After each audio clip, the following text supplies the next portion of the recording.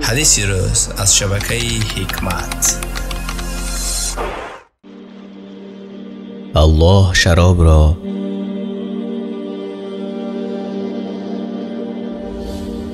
نوشنده آن را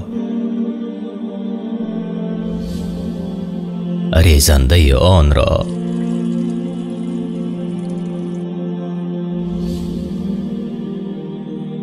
فروشنده آن را خرنده آن را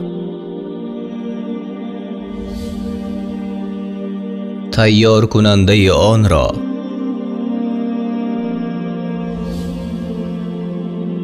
شخصی که تیار کردن آن را طلب نموده است.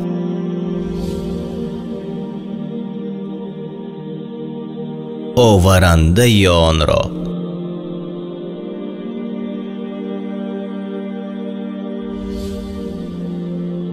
شخصی که آوردن آن را طلب نموده است همه را لعنت نموده است.